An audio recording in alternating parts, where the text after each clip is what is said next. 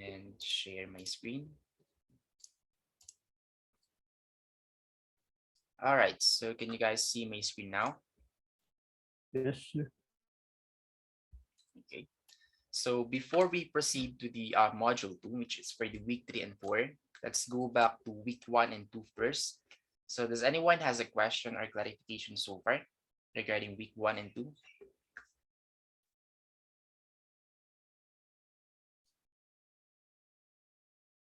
Questions or clarifications?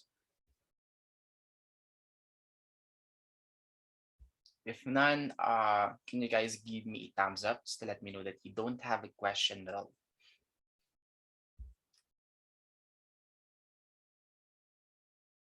Okay, 2 out of 4. What about Mr. Abanlingan and Gapus? So maybe they are not in front of their pieces.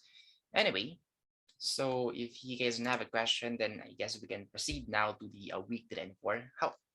By the way, am I audible? Am I clear? Because we do have a slow internet connection right now. Am I clear so far? Yes, Is it sir. Nanang problema? Alright, that's good then. Okay, so here is the week 3 and 4 or the module 2. Okay, so we have here the topic learning outcome, which is, and this goes as one, which is this one. So in module 2, we'll discuss the functional operations of microprocessor. So here are the activities, or this module focuses on how microprocessors work. It includes discussions about the basic operations of microprocessors involved in processing the data. So basically, we're going to discuss two major topics. The first one is microprocessor data processing, and then the second one is operations of microprocessor, or how to control those data that is being processed. Okay, so here are the learning objective of this module. So number one is to identify different microprocessor operations. Second is to recognize how execution cycle occurs. And then third is to identify components involved in microprocessors data processing. Okay, so that's it for the topic learning outcome for this week 3 and 4. And we have here activating your prior knowledge. Again, just a disclaimer, okay, everything that you guys will see right here didn't came from me. This one came from either Ma'am Teresa or Ma'am Suarez. So I'm just simply, replicating, or I'm just simply borrowing, okay, whatever they had in their previous class before in microprocessor. Okay, so they had this one, which I also adapted. So just answer or just explain why microprocessor is known to be the heart of computer system. Okay, as simple as that. Just answer why the microprocessor is considered as the heart of the computer system. So just answer this one with your own knowledge, with your own vocabulary. Okay, you guys don't need to search on the internet. So I will know right away if you guys have searched on the internet why it's the heart of the microprocessor. Okay, because of course you guys might have similar answers or the same sentences with this question or a discussion. Okay, so just answer this one with your own uh vocabulary, or how do you construct a sentence and explain this one. Okay, so the due date of this one will be on June 2, so you guys will have a week from now, and this is a 10 points discussion. Okay, so are we clear so far regarding with the discussion 2.1 function of microprocessor?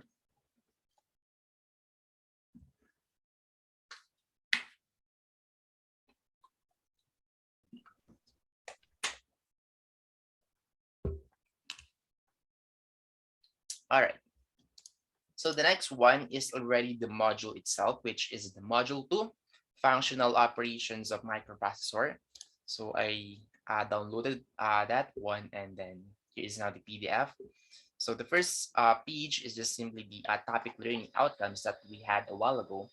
And then here is now the topic that we'll be discussing. So are you guys ready now for this topic?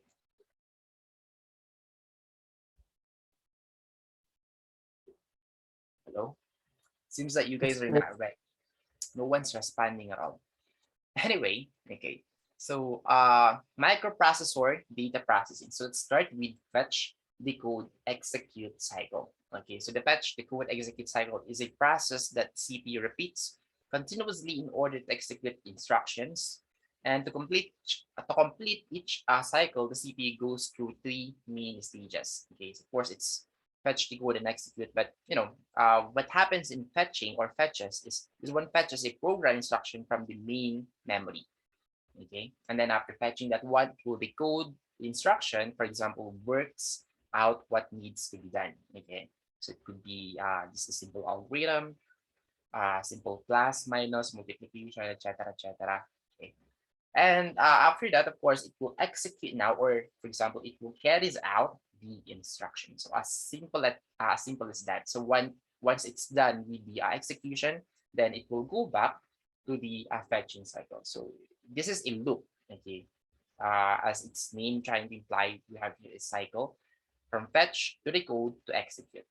Okay, so the CPU fetches instructions from memory, reads and writes data from and to memory, and transfers data and to input-output devices.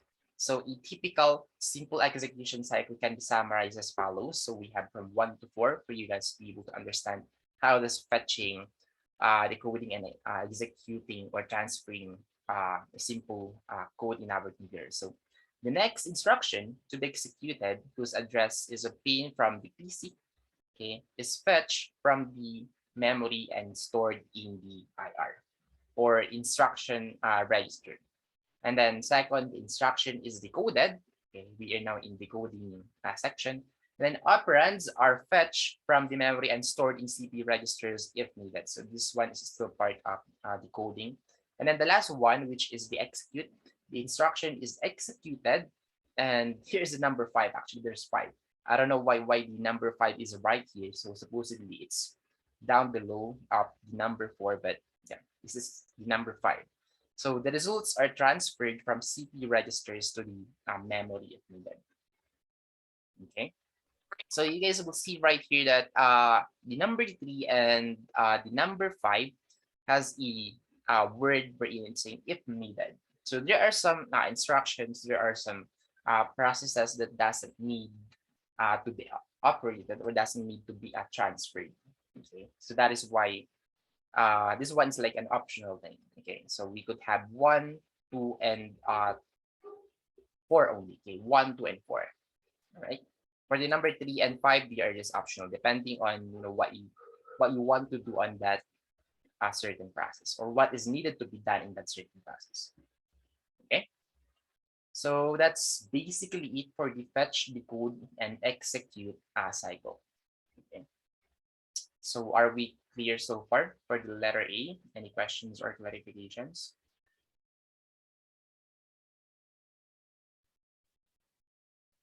So I guess none.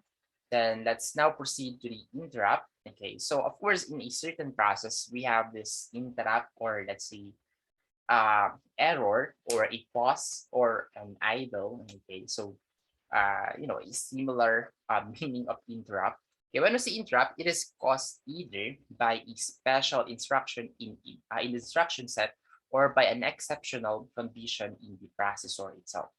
Okay, so the normal way of interrupt is it is an input. Okay, any input signal to the processor indicating an event that needs immediate attention. So for example, our mouse, our keyboard, our say even our microphone. Okay, it requires a certain maybe pause for our processor to process or to fetch, process, and then decode that one. Okay, even our mouse, left click, right click, so they require a certain uh, action or attention. Okay, so those are interrupts that might happen, but of course, since our computer works really fast, okay, it processes really fast. Okay, and we are now in a million cycle every second, so we cannot or we're not considering that one as an interrupt anymore. Okay, it's just simply an action.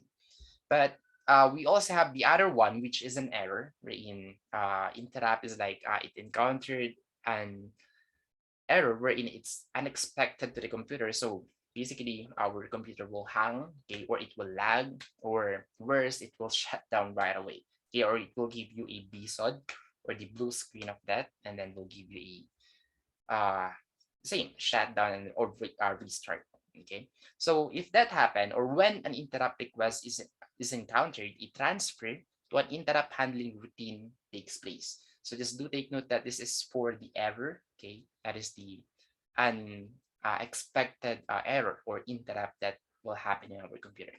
So we have this interrupt handling. So it always go to this interrupt handling routines, wherein programs that are invoked to collect the state of the currently executing program. So this one correct the cause of the interrupt and restore the state of the program. So that is why we have these cache files, or we have this previous files that are being saved. So we have this automatic saving in Microsoft Word or in some certain, sorry for that. Anyway, so just bear with our dog. Maybe there's someone outside right now.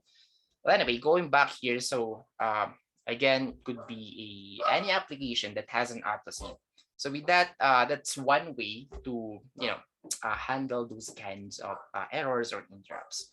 So if there is an interrupt request waiting, the following steps take place. Okay, number one, the contents of PC are loaded into MDR, the memory data register, if I'm not mistaken. Just search the description or the definition of this one. Okay, I think this one is memory data register. Okay, to be saved, and then the memory address register is loaded with the address at which the PC contents are to be saved. Okay, and then the PC is loaded with the address of the first instruction of the interrupt handling routine, and then lastly the contents of MDR, the old one, okay, the old value of the PC are stored in memory. So with that, whatever is the last one that were saved, okay, will be stored into the memory. And then of course you can probably retrieve that one, okay, once you have opened or goes back to the that certain process that you are doing. Okay, so this one is quite confusing at first, but you guys will later on realize that it's just simply saving the latest one or the most previous instruction that you have saved to your memory. Okay, and then that is the one that will be retrieved. Okay, once everything is working normally. Okay. So yeah, that's pretty much it for the interrupt. So any question or clarification so far before we proceed to the data path organization?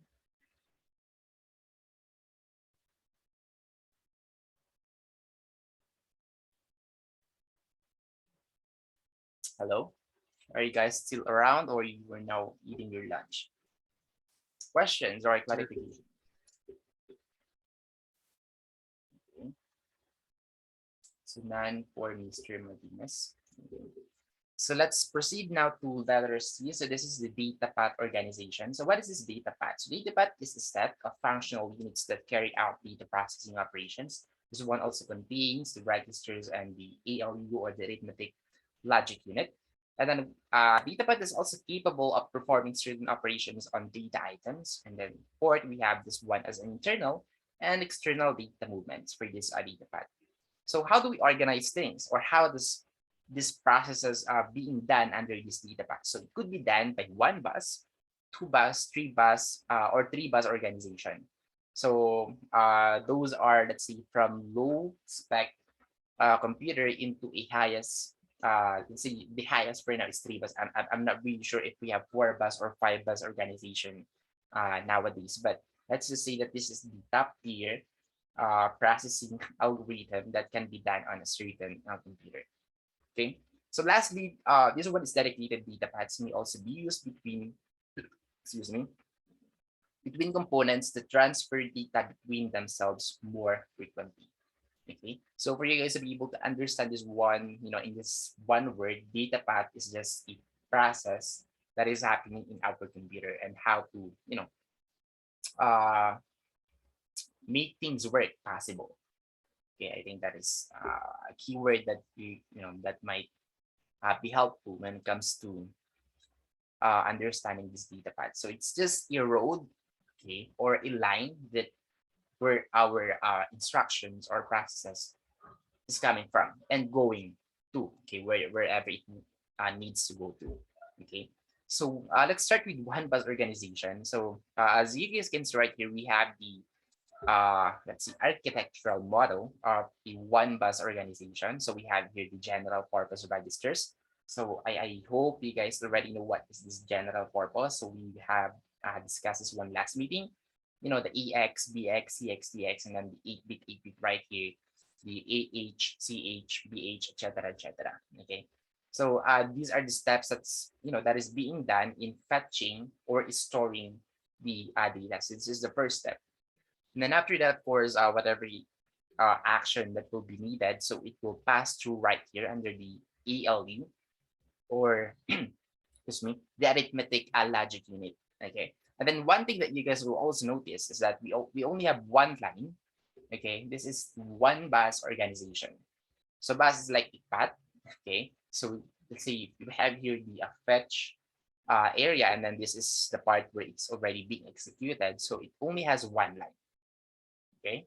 While on the other hand, the two bus organization, of course, this one is using two buses. Okay. And of course, it's now a faster solution than the one bus organization. And then, of course, data can be transferred from two different registers to the input point of the ALU at the same time. So before, you only have this one line, you know, this one bus, let's say organization or path or data path. So we now have here two, okay, the bus one and then the bus two.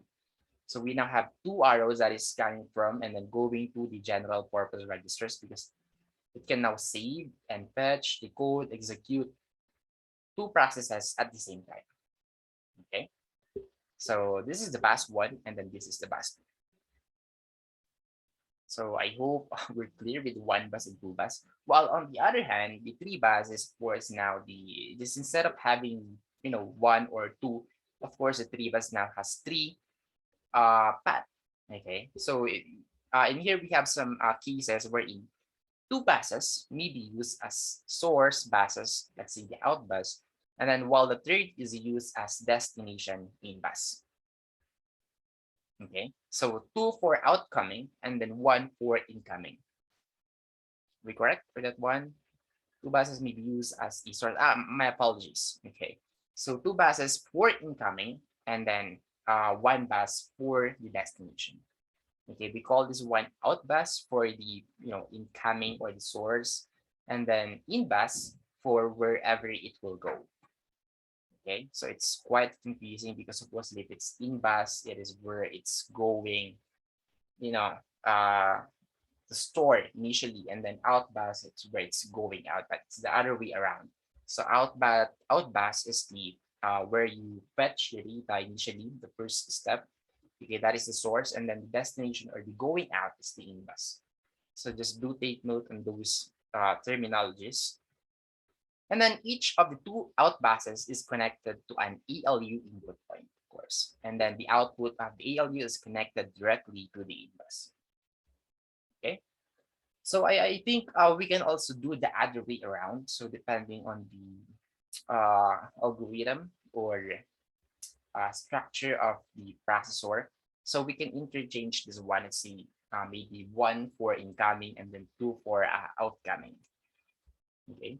So of course, the more buses, the more data can be moved within a single clock cycle. However, increasing the number of buses will also increase the complexity of the hardware. Of course, the more let's see, the higher the processor number of processor, okay, the more complex the hardware does, of course, the pricier it is. Okay, so those are just the say cons, okay, when it comes to availing these technologies. So it comes with money.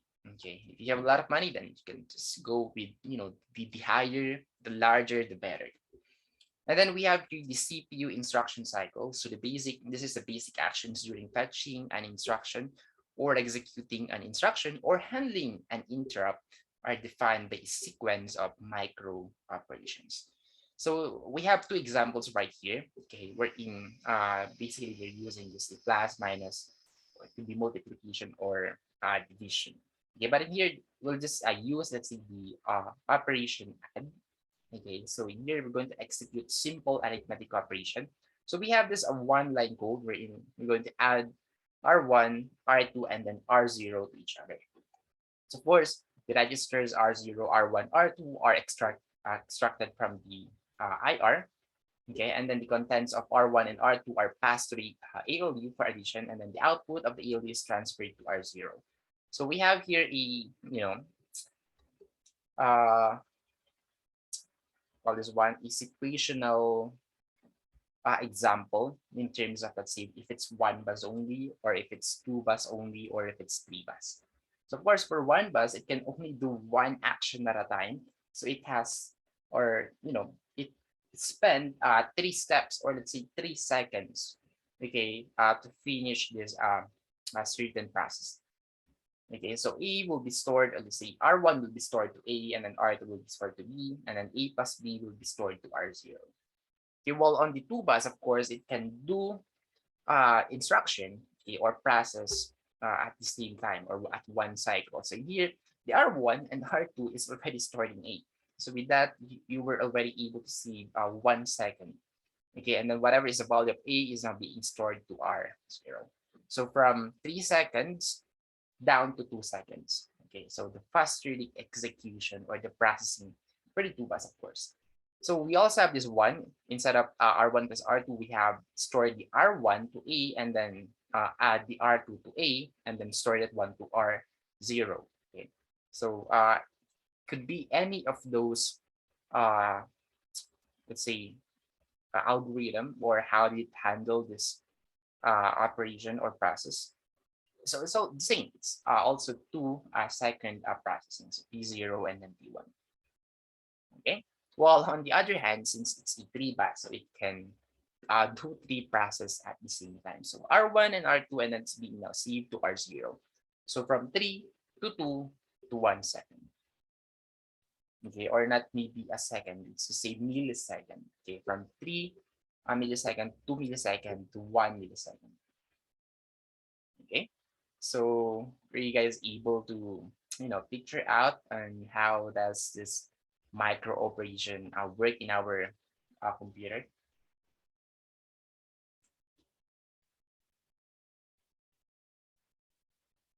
Hello, are we clear so far? Were you guys able to follow, or you guys need more explanation?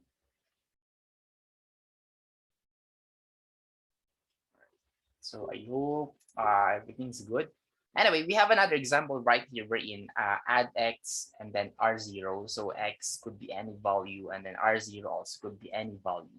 Okay, so we have these three steps right here. So for the memory location, x is extracted from IR and loaded into MER. As a result of memory read operation, the contents of x are loaded into MDR. Then the contents of MDR are added to the contents of R0. So similar with this one. Okay, so is that we only have two variables. So from 3, okay, we now only have 2. So basically from maybe 2 seconds to 1 second, also to 1 second, I think, maybe. Okay, it's just that this one doesn't have this a picture, okay, or this example right here to show what happens if we only have one bus, or two bus, or three bus. Anyway, that's it for the CPU instruction cycle. So I hope we're clear with this one. Let's now proceed to the second major topic, which is the microprocessor operations, or the data movement, data processing control, and then the data storage. So let's start with the data movement first. So data movement instructions move data from one place, called the source operand, to another place, called the destination operand. So data movement instructions can be grouped into loads, stores, moves, and immediate loads. So load instructions move data from memory to register, while on the other hand, store instructions move data from registers to memory. So it's just the opposite of the load. Okay, so we could think that load is the opposite of store, or store is the opposite of load. While move instructions move data from one register to another. So when we say move, this one now is moving this one from completely different place to another place, or another register. Okay, while the immediate load instructions move constants, including addresses to registers. So those are the difference between a move and to immediate load. Okay, so this one is just data, and this one is a constant or addresses that is being transferred from this register to register. Okay, so that's it for data movement. It's just simply on how does data are being passed from this side to that side. Then data processing is of course the data processing instructions manipulate. There you go. Hello, hello, hello. Can you guys hear me? Yes, sir. Yes, sir. Sir, wala na ka din naman, sir. Yeah, that's the problem that we're having right now. I don't know if it's just me or our connection is converged. Okay, so if you have a very low download and upload of the internet connection right now, hassle. Anyway, am I audible? Can you guys hear me well? Yes, sir. sir. So going back to our discussion, where we now so data processing. So instead of data that is being moved in here, it is the instruction or arithmetic or the logical or the comparison or the multiply instructions that are being moved or being processed in here. Okay, and see. So let me just check how many minutes do we have more. 5 minutes. I think yeah, we can finish this one in 5 minutes.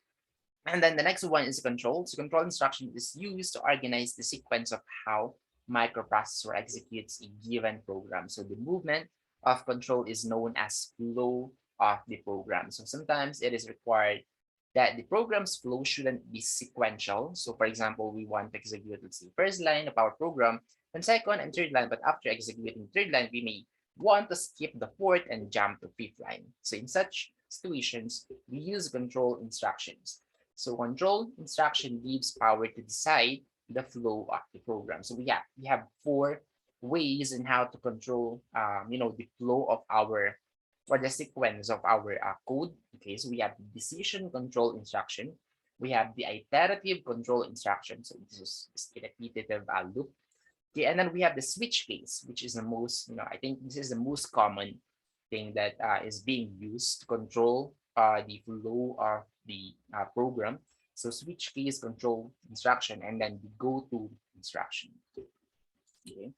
So those are the ways in how to control the flow of a certain sequence or flow of the program. And then the last one is data storage. So as its name trying to say storage, this storage instruction works the same as the data movement instructions. It's just that this one controls how data is being stored in different registers. So this one is actually connected to our data movement and data processing. So in order for you to move a data, it will be saved to this data storage. In order for you to move let's see, data processing, arithmetic, logical comparison, it will be saved to the data storage. Okay, so it will eat up a certain memory, okay, for that specific movement.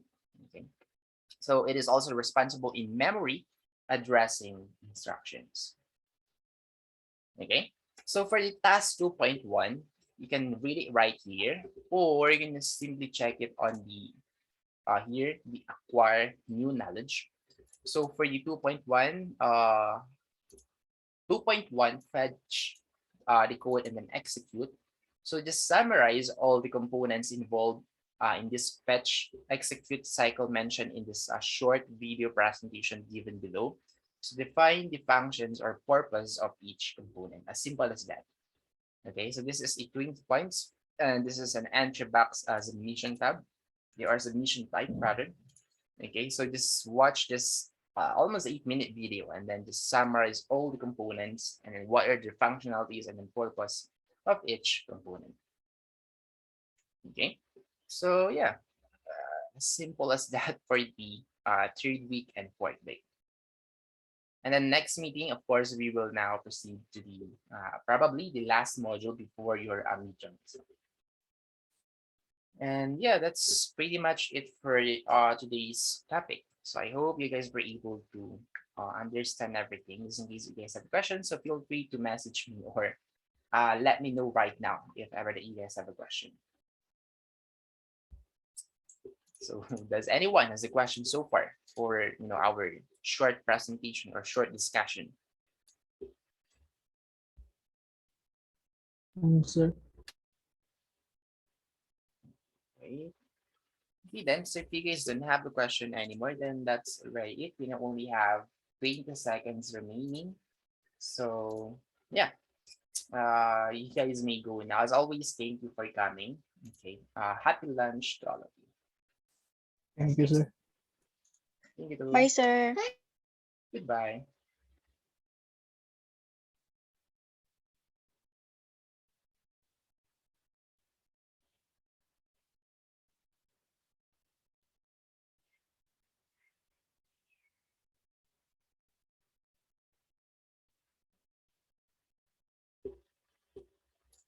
Thank you too, and goodbye.